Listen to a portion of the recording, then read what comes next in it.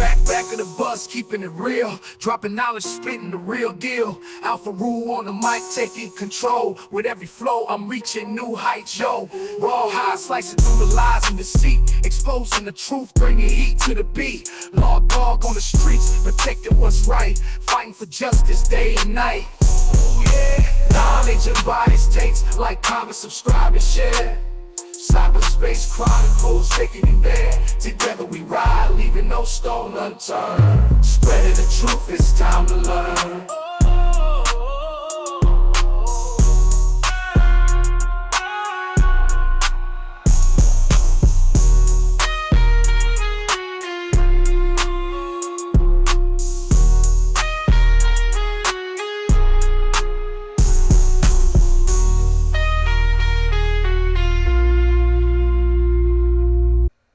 Hey everyone, I hope everybody's doing great. Hey, I hope you guys are excited about part 2 of this series, Chess and Checkers Film Breakdown. What we do is we take a couple of games each year. Well, we take a couple of games maybe each year, each week, whatever. We're trying to work it out. And we dive into it. We look at the film, we analyze the coaching, the talent, and the culture. Those are the 3 things that's absolutely going to help you win games and help you lose games. The first game that we decided to do was pretty much an epic game that people are going to be talking about for years. It's the Colorado-Stanford game. Colorado-Stanford game is very important. Now, if you didn't see part 1, please see part 1 so you can see exactly how the two halves were polar opposites, which resembled Colorado's season. First half of the season was great. Second half of the season was not great. And a lot of the things that was going on in the second half of the season was going on in the first half of the season, but it was camouflaged. So now we're diving into this particular game. We did the first half. We're going to go over the second half, and this is when things get a little hairy. Let's kind of recap. If you haven't, a quick little recap, then we'll dive into the video, and we'll see exactly how did Colorado lose this game when so many people played great. Let's check it out. Now, there's one thing I wanted to talk about. We talk about this constantly, and it's really going to show up in the second half. Light box and a heavy box. A heavy box is when the defense puts a lot of people at the line of scrimmage to stop the run. A light box is when the defense put a lot of people in the secondary to stop the pass. What offenses tend to do is when you bring a lot of people to the line of scrimmage to stop the run, I throw the ball. When you bring a lot of people and put a lot of people in coverage, I run the ball. Now, good teams can run the ball against a lot of people in the box, a heavy box, and good teams can pass the ball against a light box. But what you want to do as a coaching staff is not make it so difficult. You do not want to always have to swim upstream. Yeah, it's cool to do that, but sometimes let the current do you. If they don't want to put a lot of people in the box, just run the ball. Make the game real easy for you. Then when they do bring a lot of people in the box, boom. Now do what you got to do and go air it out on them. So I'm going to discuss this, and you'll see a lot of that going on. Now, what makes this game very important is because it kind of shows Colorado what it did in the past, but it's also showing you what Colorado may look like in the future due to the offensive coordinator and due to the defensive coordinator schemes. The defensive coordinator wants to run a lot of one high. Now, he did say he will change up some things, but their base front is a one high safety, meaning we're going to stop the run, and we believe we have the DBs to stop the pass. The offensive coordinator, he actually designed the offense that you're seeing, him and Sean Lewis. Now, Sean Lewis was the offensive coordinator from last year, but him and Pat Schumer actually designed the offense. And in this particular game, Pat Schumer's on the sideline with Sean Lewis during the game. So we're just giving you a synopsis, kind of breaking it down. I'm excited about the second half. Please watch part 1, and then we'll have a conversation, and we'll probably do a live and talk about it. But let's rock and roll. Let's get into it. Now, let's look at the little recap on what happened so far in the game. So far in the game, this is halftime. Halftime, as you see, Stanford's getting 5.1 yards per carry. They can't throw the ball. They've been sacked 3 times. The D-line is destroying him. They even got so stressed out they went for it on 4th down. They didn't get it. They missed the field goal. All of those things are important. On the other side, now, Colorado had 34 plays. They only ran the ball 8 times. Okay, but it's kind of camouflaged because Shedeur Sanders, he ran the ball 7 times on scrambles. Now, keep in mind, he got sacked 1 time, but those scrambles were not because of pressure. It was just they weren't bringing anybody. There was nobody to throw it to, and he just scrambled. So the O-line is performing outstanding this game. They're averaging 6.38 yards per carry. They got a rushing touchdown. They're protecting the quarterback. He has over 200 yards of passing. everything. Now, the one thing that's starting to stand out and it's starting to pick up is the penalties. So when we talk about culture, we talk about penalties. That's the type of stuff that's the culture of the team. When we talk about coaching, we talk about why did they do that? Why did they go for it on this down? Stuff like that. And when we talk about the talent, you can just look on the film and say, okay, this person just can't stop this person. Now, what happens in this, and I'm going to give you a little bit of I'm not going to ruin it for you. What happens in this, Stanford finds a matchup problem, and they actually realize and they find out that they might not only have a great player, they might have the best player on the field for this particular game. And once they realize that, all bets are off. And you'll see it as it shows up. And it's interesting to see what teams do and how they combat that. So let's dive into the videos. Let's get it cranking. So Colorado's up 29-0. At this time, they're literally just waiting for they're not playing Stanford anymore. They're playing field position and clock. Listen to what I'm saying. They're playing field position and clock. Stanford don't matter because they don't have enough possessions to catch them. Unless you turn the ball over on a fumble with a touchdown, an interception and touchdown, or some type of kick return touchdown, they're not coming back from this particular game. There's not enough possessions in the game. Now, Colorado's getting the ball after half. So let's dive into it. Let's see what Colorado decides to do, and we'll rock and roll. All right, so first play, Colorado comes out. Here we go. 15 minutes. Let's check it out. Let's see what Colorado decides to do. All right, they throw the ball. Okay, if you throw the ball, I'm not mad. I'd rather you run it, but let's just say that's what they do. All right, but this is where I get confused. Why are they going so damn fast? Why are they running a no huddle? Remember, we're playing clock and field position, right? You can run these plays, but you don't have to run that fast. Look at what's going on. The clock, they're not even running the clock out. We're at only a minute played. They're already on their third down. First down. Okay, now the running game is still doing its thing, but come on. We got to be smarter. I don't mind you going 10 personnel. I don't mind you even throwing the ball. But, okay, now you got a problem. Now, there goes your first play. Now it puts a wrench into the system. Remember, we're playing field position and we're playing clock. If you throw the ball on first down and it's incomplete, the clock stops. You get 0 yards, but the clock stops. If you run the ball on first down, even if you get 0 yards, the clock keeps going. You're playing the clock in field position. You are not playing Stanford anymore. You're not trying to score more points. If you get more points, fine. Just keep running your offense and you get the points. But more importantly, I need that clock to run so the game can end. I'm up by a lot. I don't need nothing stupid to happen. Now, if this happens and you pass it on first down, you know what you're supposed to do? Because you're playing clock, you're supposed to run the ball the second time. We didn't do this. Now we're talking about coaching. This has nothing to do with culture. This has nothing to do with talent. This has to do with culture. Well, talent-wise, because if you drop the pass like Xavier Weaver dropped the pass, now you throw it to the flats, he drops the pass. Okay, now, you got a problem here. Okay, my bad. I'm sorry, guys. Now you got a problem. Now, you on third down. It's 3rd and 10, and you stop eating clock up. You ran 2 plays in 5 seconds because incompletion. All right, here we go. Now, 3rd down. Here we go. Good pass, comes across, gets tackled. Boom. Okay, 3rd down. All right, 3rd down. 4th down. Now it's 4th down. We didn't run as much clock as we wanted, but you're going to have to run a lot of clock because we're going to punt the ball down there. You're going to get it on the 10-yard line. Now, for you to get from there all the way down to there, you might spend 5 minutes to do that. Even if you score, at least it's 5 minutes less on the clock. Let's see what happens. Okay, so now they go for it on 4th down. Don't know why they're doing this. Why are they doing this? If they go for it on 4th down, they're going to give them field position. So whatever clock that they decided to run, which is only right now, right at about 3 minutes, now you have nullified any of that clock that you ran off and you give them field position as if they had the ball at the start of the second half. All right, here we go. We're going to talk about this. This is what we're going to talk about again. So this has nothing to do with the O-line. I mentioned this a bunch of times. You got one O-lineman here, one O-lineman here, one, and then one is right here. This guy is Shedeur Sanders' responsibility. They can't block him. You have 5 linemen blocking 6. There's no way that they can block him. You got to get rid of the ball. The ball is right here. You got to throw the crosser. And you'll see it. You'll see it from a better view. Right here, Shedeur had a lot of problems with this. When you speed him up and he's responsible for the blitzer, that's exactly what they're doing. They're circling him. They can't block him. They're manned up here, and this guy is reading this guy on the line. If he backs off, then he got to take him. If he decides to come, but he's coming from depth, that's responsible as Shedeur Sanders. It's not his responsibility. All right. When you see the crosser, what's your hot route? Your hot route is one of these crossers right here. This is the guy. Throw it. All right, you got to throw the ball. Now there's a set. Look where they get the ball, guys. Look where they get the ball. They got the ball on the 35-yard line, and look what's going on now. All right, so they was good enough to get him on 3rd and goal. Defense played well. Defense played well. Here we go. All right.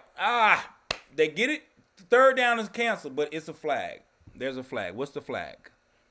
What is the flag? All right, this is culture because these are big plays. Okay, 12 men. Now, they had this going on in the first half. I think they had 2 of them or 1 of them. I don't know.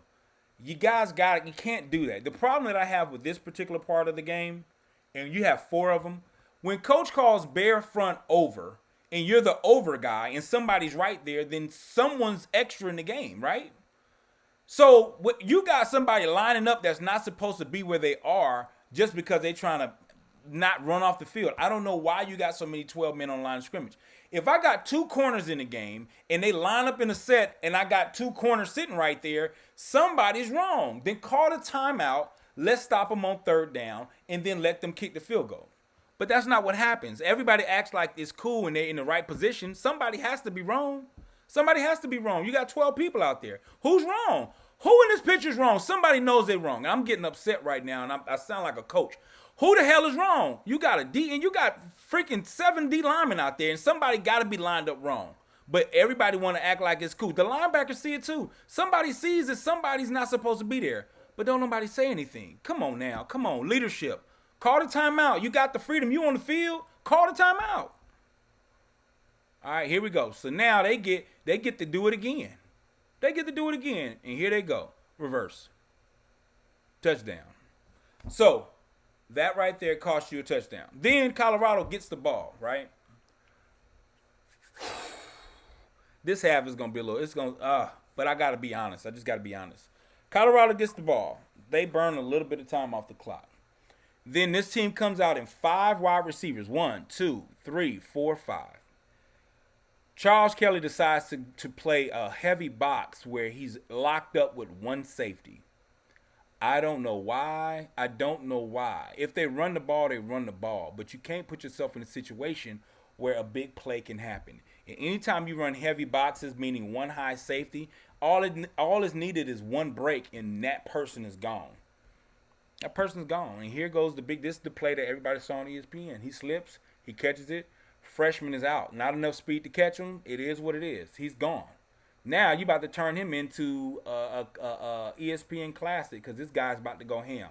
That's a big play because they saw it in the first half and they recognized that nobody can defend him. Well, Travis couldn't defend him. They didn't say nobody. They just saw Travis had a problem with defending him. Even though he didn't catch the ball, he burnt Travis on a play that stood out like, whoa, if we throw the ball right, that's a touchdown. Now they're coming back to him. Single high safety. How many times did this kid run the slant? I'm going to let you count it. This is 1 slant, okay? This is 1 slant. We're going to have a whole lot of these. He's gone.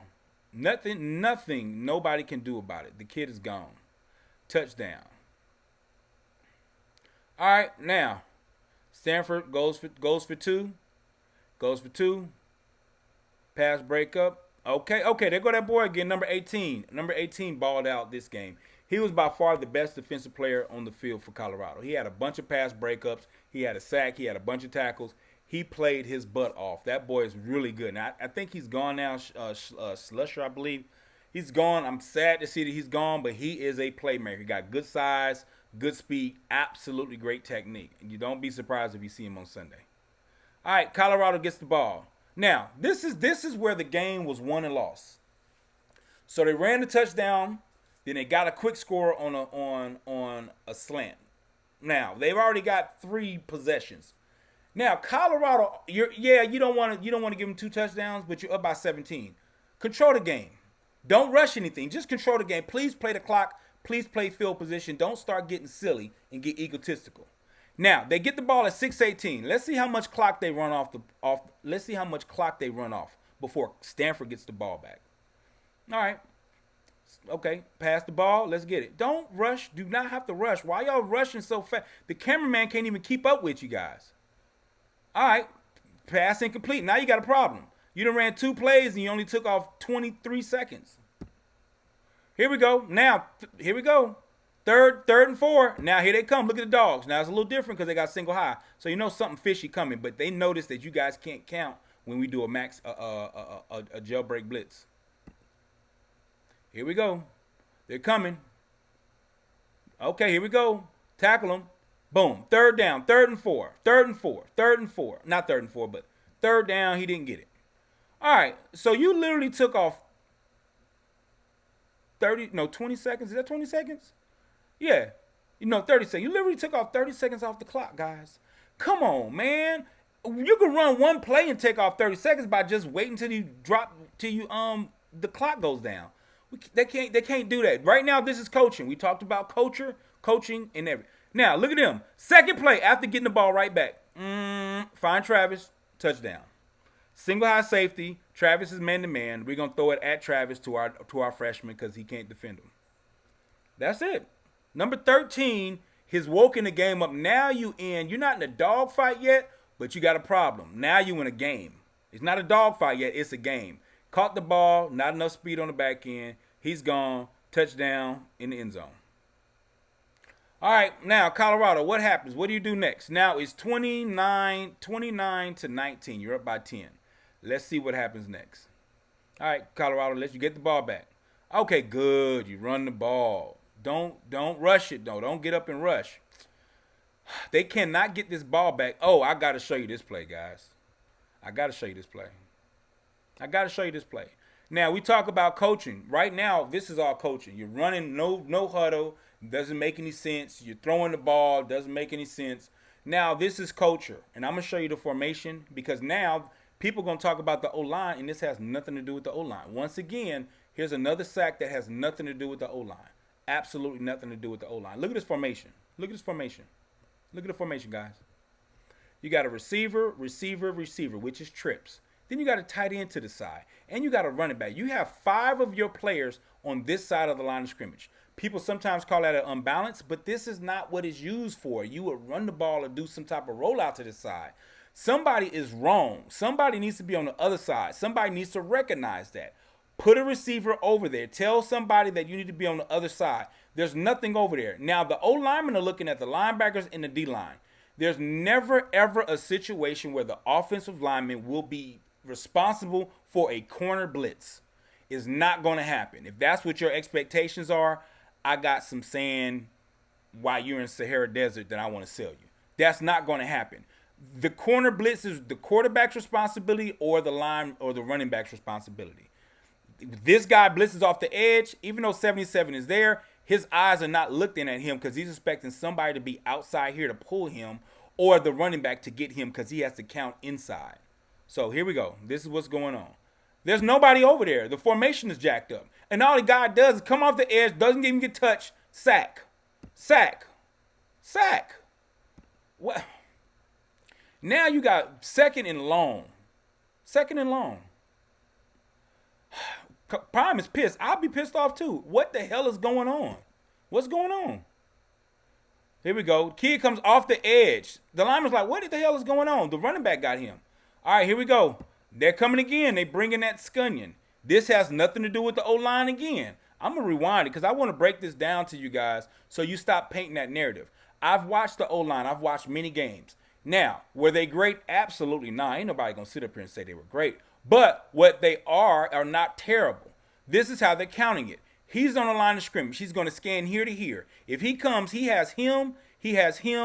They said turn the protection left. He has him. This lineman has this one. This lineman has this one. Shedeur is responsible for this blitzer. The running back was told to get the A gap. Shedeur, you're responsible for that gap. So when he goes, the running back does a check down. But when he comes, Shedeur, you better protect yourself and better get rid of the ball. You do get rid of the ball, and it's a beautiful throw. But these are the things that I'm talking about that you guys talk about the offensive lineman is not blocking. He's getting hurt. No, they're out scheming him, and the process is slow. Here we go. O-lineman did everything perfectly. Boom. Good throw, man. But it's going to cost you. He's hurt. His ribs are sore. He has a problem. You don't want to take those type of hits. You don't want to. But now Stanford is feeling real good because now you see him limping. They coming after him. Bam! You take enough of those hits, you're not going to finish the season. I want you guys to fix that. Run the ball. Okay, now, here we go again. This is what they do. So Stanford said, oh, man, we got something juicy going on here. We're going to line up a whole bunch of people for you to mess up your count. They going for it on 4th down again, guys. 4th down again. 4th down. You're giving them field position. Not only are you not running the clock out, you're also giving them field position. Just punt the ball. So what? You're up by 10. You're not trying to see who can score 50. That's not what you're trying to do. You're trying to win the game. Why are you going for it on 4th and 4? Because the risk and reward does not make any sense. So what they do, they put a bunch of people at the line of scrimmage, mess up your blocking scheme, and get a linebacker on a running back, and then now Shedeur has nothing. He can't do anything with the ball because he can't throw it fast because it's a zone blitz. They pop out. He wants to throw the ball. Look, he wants to throw the ball now. Cover, cover, cover. He can't get rid of that ball. Now, you got this lineman blocking, trying to help out. He knocks the guy into Shedeur. You'll see it. Let's go slow. I'm going to make it go slow. He knocks the guy into Shedeur. He's doing his job. It was a bad play anyway. Now, at this point, Shedeur can't do anything about it. He's trying to get away. And he decides to just throw the ball up. They lucky they didn't call. I don't know if they called intentional grounding. They lucky they didn't call intentional grounding. That was 4th down. Look at them on the sideline. Look at them. You're giving them life. Just punt the damn ball. Stanford has not driven the ball yet. They haven't driven the ball at all the entire game. They had one play that went for 90-something yards. They had another one for 60 yards. And then you gave them the ball on the damn 35-yard line and they scored. They have not driven the ball all the way down. So here we go. So, come on now. This is the third quarter. Uh-oh. They not running the ball like that. But they sure got a couple of 5 completions, 189. You're eating the clock up. You're doing everything you're supposed to do. But the problem is when you go for it on 4th down, you're eating the clock up is null and void. The fact that you are not you're not also playing field position, you're giving it. So what if you run the clock out for 5 minutes? If they get the ball on the 30, I don't give a damn. I'll take that trade-off all day long. Give me 3 minutes, but put me on the 30-yard line. I'm going to score. That's exactly what's going on. They have no turnovers. The only turnovers were caused by coaching decisions. Now, I'm going to be honest with you. Everybody's going to have a different theory on this. Nobody goes on 4th down unless the head coach calls it. So we're not going to sit up here and sugarcoat and move it over to Sean Lewis or Pat Schumer. This is a Coach Prime decision. I'm not getting on him, but just like I'm getting on the players for things that they're not doing right, I got to get on the coach. He knows in his back of his mind when he looks at this game, I should have went for it on 4th down. I should have punted the ball. Keep it simple. Punt the ball. Don't be cute with it, all right? Shedeur is still doing well, but the problem is those six incompletions are stopping the clock. It's stopping the clock. So you can get completions, but you're not playing for more points. You're playing for time and field position. You're not playing for points. If you get points, fine. You're a better team. Run the ball, boom, boom, boom, boom, boom, score a touchdown. That's it. But I need that clock to be eaten up. So let's go. We're going into the 4th quarter. Stanford has the ball in their hand at the beginning of the 4th quarter. So they already got 6 possessions already in 1 quarter. You normally get 6 possessions in a half. They were given 6 possessions and 2 of them with great field position. Come on, guys. Now, here they go. All right. Oh, number 18. Great play. Hey, that boy balling. I was just trying to figure out what their first play was. Great play. Here we go, Stanford. Here we go. 3rd and 22. 3rd and 22. All right, get ready to punt the ball. All right, we get the ball right back, right? We get the ball right back. Nope. I'm not gonna get on Travis for this too much, but it's a dumb play. He knows it. There's nothing to sugarcoat. That's a selfish play. He's frustrated because they're coming after him. They throwing the ball, they're coming after him. And so you cannot do this. You cannot punch the guy right in the middle of his face, right in front of the referee. You can't do that. The flag came out so damn quick you couldn't even see it. Now they trying to run a little reverse. Let's see what they do. Here we go. I apologize for the stream and something's going on. I don't know what was happening. All right, here we go. They isolated him. They looked at him again. They went to the right. Okay, Travis is off of him. He missed a tackle. He goes out of bounds. Okay, so here we go. That's cool. They got a first down. Would rather make that tackle. What happens now? What is going on? 12 men on the field. Are you serious? Again? That's culture. This is killing me. That's culture, guys. Yeah, I sound a little extra because you got to be extra. I'm passionate about watching football. This is bad football. I'm going to be real with you. It's bad football. Let's just keep it real. It's bad football. 12 men on line of scrimmage again. Again. All right. You know what they're running. Quarterback in shotgun formation. They running quarterback power. You know what's coming. They've been running it all day. Touchdown. Touchdown. Touchdown. 29-26. All right, we need a score. Forget the clock. Forget field position. Let's play football now because it's a game. Now you in a dogfight. Earlier you was in the game. Now you in a dogfight. Now you in a dogfight. Shador, what we got? What we got? All right, Stanford, they coming. A little blitz. Oh, yeah, one-on-one. Now, see, that's the talent right there, y'all. Let me rewind that. I'm going to rewind. I got to give them love.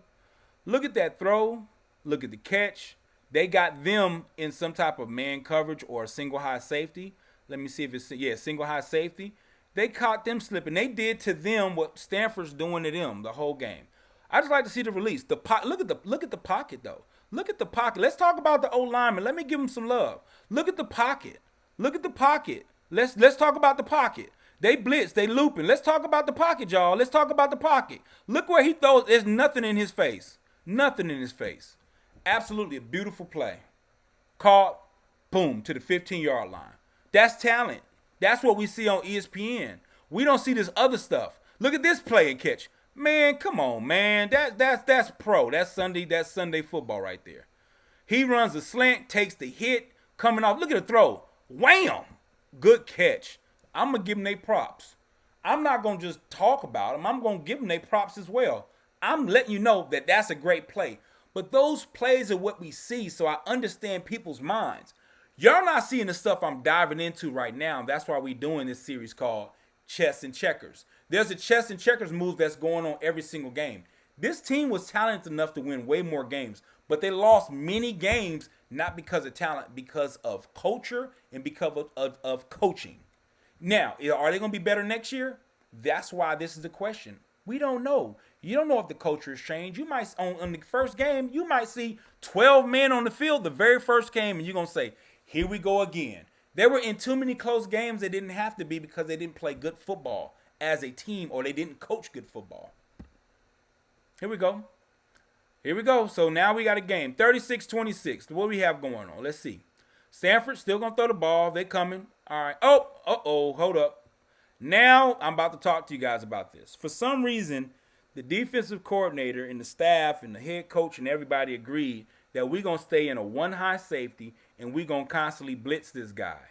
But the problem that they didn't understand is they had this monster freshman down here that nobody can defend. So you're about to see slant after slant, and he's going to go and cook every single person they put over there, from Travis to Stottmeyer. And you're going to see nothing but cook show. I'm just being honest with you. Slant, first down. I'm going to just be quiet. I'm not going to. Even the commentators were talking about single high safety. They're saying, I don't know if you need to do that with that guy. And you're showing it. Slant, first down. You're literally lined up in it. I mean, he knows exactly where he's going with the ball. He's out here cooking. He's running the passing tree by himself. Shorts and T-shirts. Here we go. Throw it again. Slant. Travis can't tackle him. He rips through his running, and he's gone. He's gone. Travis can't handle him either. He's not a man-to-man corner. Travis is not a man-to-man corner. Okay, he goes. He gets the ball again. All right, here we go. ISO'd up. Slant. All right. Y'all better fix this. This dude is going up and down the field. All right, now this is cool. So then Colorado goes. This is where the chess and the checkers come. So they were waiting to see two high safeties. Now, you remember they lined up in one high and you knew where they were going with the ball. Now when they went too high, they had an automatic check to go roll out, and they knew if it was cover 2, I'm going to throw the bomb. If it's cover 4, I'm going to throw the comeback. Let me show you what it looks like. You know it's cover 4 by the way they lined up. I hate the way that they show pre-snap reads where they're lined up. When you're this tight, you can't play cover 2 here. So if you have two safeties here, two things are going to occur. It's either going to be cover 4 on the outside, or they're going to drop one in the robber and one in the middle when you're that tight. I understand the formation is tight, but if it's cover 2, he has to get all the way out here in cover 2, so he can't line up right there. So he knew that. And this is the option route. If he squatting means if he just looks at the quarterback, he's going to keep going on the go route because it's cover 2. Go route, I'm going to throw it here. If he runs with me, I know I'm ISO'd 1-on-1. It's probably with 2 high safeties cover 4. And that happens, I'm going to drop my hips, do a comeback, and he's going to throw the ball right on time, right to the outside. That's what an option route is. You have 2 options. We're reading the same thing. Check it out. This is it. He goes, he's with me, come back. Snatch. Oh, man, that's a beautiful route. All right, so Colorado is going down the field. Go back to 13. Don't forget him. Oh, man, they can't even tackle him. Look, he about to go into the end zone. Look at him. Good gracious. That boy trying to carry the whole team in there. All right, here we go. Uh-oh, what's that? Oh, no, 18. That was a great play by there. Go 18, balling again. Damn, I wish he was not gone. That dude is a baller, bruh. What's the call? I know it wasn't pass interference. What is the call? What's the call? God, are you serious? 12 men on the field again? Are you serious? 12 men on the field again. That's ridiculous, bruh. That's horrible. That's culture. I'm not going to sign off on that. Y'all can sugarcoat that all you want. That's stupid. I'm going to be real with you. That's dumb. Either somebody's subbing them in and they're not supposed to. You got to get that damn thing straight. Get it straight. Here we go. Now, here they got the ball on 3rd down. And now, here we go again. Going after the freshman. Yeah, freshman, bad play, tough route. It is what it is. It shouldn't even been in that situation. Now, this is the first time Stanford drove the ball. And they drove the ball on 13 straight, giving straight work. Slant. You can't tackle me. Break. That's what 13 did. Against anybody and everybody. He was the best player on the field. Whip route. This is called a whip route. He just whipped it back out. He slanted, he whipped it back out. Bad eyes, bad feet. Okay, now, 36-33. All you need to do, you got 5 minutes left. Drive the ball, control the game. This is the one thing that Colorado has a problem with, and I would love to see if they can do this next year. There's a difference between scoring a lot of points, and there's a difference between controlling the game. Alabama would beat the dog crap out of you and win the game 32-0. And you feel like we never had a shot. Or you have teams that score 50 points, but they in a dogfight because they never control the game. This is the drive. If you're a good team, this is the drive. This is the drive that you need to make to be a good team. You get the ball, you drive it down, you eat some clock up, maybe you kick a field goal or get a touchdown, and they asses get the ball back with a minute left. All right, here we go. Colorado gets the ball, swing route. I like that play. That's a good, simple play. And I think it was open all day long. They threw it to McCaskill in the first half, and that's the first time I saw it in the second half. That play was open the entire day. All right, now, 3rd down, 3rd and 4. You got to make that throw. I'm not going to dog. There are missed throws. You just hate it to happen at that moment. You got to make that throw. Okay, now, you punt the ball. Good. I'm glad you didn't go for it on 4th down. You punt the ball. They on the damn 98-yard line. The 2-yard line on their own 2. All right, they got to go all the way down there in 3 minutes. They drove the ball one time this whole day. So we know what they found, right? We figured out what they found, right? What are they going to do? If you're watching this video, who they throwing the ball to if they have a single high safety? And I don't know why you would be in single high safety down here at the goal line. I have no clue why you would be there. Why would you be doing that? Single high, I see one safety, and that's actually 2 safeties. Boom, slant. It's 2 safeties. Here we go. What we doing now? Give it to him again. Slant. Oh, you ain't going to tackle me. Get off of me. 1st down. Boom. I'm moving the chains. Just throw me the ball, coach. They scored the field goal. They went down. They drove down. I didn't want to do a highlight on them kicking field goal. All right. Stanford still didn't run the ball. How's Stanford running the ball just as much as Colorado? Colorado took off 3 minutes for a whole quarter. They only took 3 minutes off the clock, bro. Let me repeat that again. Hey, and I'm giving this review for the people that love Colorado and the people that hate Colorado. Because this is straight football talk and ain't nothing else you can tell me.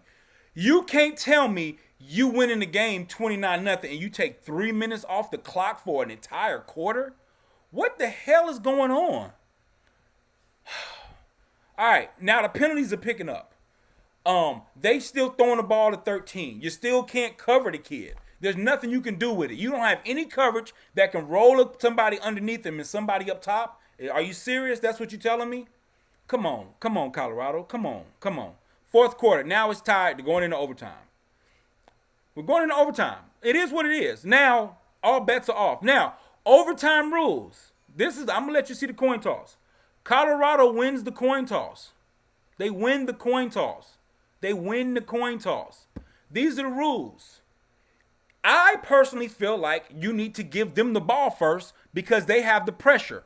It can dictate what I do. Meaning I can go for it on fourth down if I need to because that's what I know I need. If they kick a field goal, I score a touchdown. If they score a touchdown, I have to score a touchdown. If they score nothing, all I need to do is kick a field goal to win the game. So my play calling is very much easier than that. So I hear a lot of people talk about, I think we need to get the ball first. Why? If you can tell me what's the purpose of getting the ball first, I'm cool with that. And it can't be because they're tired because you're only playing on a 25-yard field. Nobody's tired. You only got 25 yards. It's not like we're going up and down the field. So this right here, I'm going to be honest with you. I think this is a bad coaching decision. To take the ball first now for the rest of the overtimes over and over again on overtime. You got the ball first, and now you're always the one in pressure. I don't think it was a good move at all. Absolutely not a good move at all. All right, so let's get into the overtime. Let's break it down. Here we go, Colorado. Man, this pissed me off when I saw this. This thing was open all day long. Light box. They finally decided to kind of run the ball and try to attack them. Now, look at this. This is what you saw all day. They kept throwing against that. There's running lanes all through there. I'm not mad that he got the yards. I'm just mad that it's just made it so difficult. Pass, touchdown. I'm sorry that it's choppy for some reason. Where I got this from, it just got choppy. And I apologize, guys. But let's just keep cooking. You can see what's going on. Good play. They ran an over route. Stanford's blitzing. They're trying to bring a lot of people, get some people out.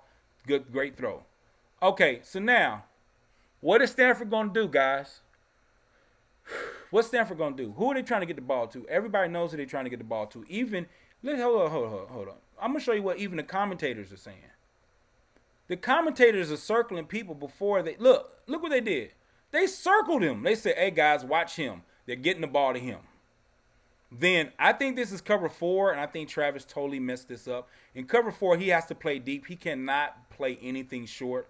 But the kid gets behind him. He's stronger than him, and he makes a great play. And I would love to see this corner. Since number 2 is in the backfield, I would love to see you show up there. There's nothing for you to read. If this is cover 4, number 2 is in the backfield. If this is number 4, number 2 is in the backfield. Okay, so here we go. This is the first play. Here we go. First play. He throws the ball, touchdown. Damn near took his head in there with him. I like Travis. I just hate that they put him in these situations. That's not his forte. I think he's a good player, great player, but put him in situations to win, help him out. He's not prime time. It just is what it is. He's a great player, but that's not his strong suit is not man to man. He catches the ball on the back of his head, brings him in, and damn near drags him in the end zone with him. Touchdown. Now remember, this is a freshman. All right, Colorado gets the ball again. Here we go. Run the ball. Outstanding. Here we go. Colorado. Run the ball again. Here we go. Absolutely. All right, here we go, Colorado. Hold up. 3rd and goal. If you throw the ball out of bounds, you can kick the field goal on 4th down. And I'm not going to harbor this. Everybody knows what happened on this one. And I feel sad for the kid because the kid played a hell of a game. I think he got like 400 yards already. He's trying. I think they making Shedeur do way too much in the offense. Some of this stuff got to be a little bit easier for him. He'll have a more efficient, and he'll be able to make better decisions. Right now, he feels like he has to do everything. But in this situation, Shedeur, you messed up, man. You just got to throw the ball away. The O-line block. Look at the O-line. They're blocking their ass off. Look at this. They're blocking. Now after 5 seconds, and yeah, you're going to get somebody. That interception killed him. Interception killed him. The O-line is blocking. He had time. It wasn't like he was pressure. Look, he got nothing but time. Throw it out of bounds. He throws it across his body. Now, this is all they're going to do is run the ball, and they're going to get to a spot, and then they're going to kick the field goal. I just want to, I'm just letting you guys see it.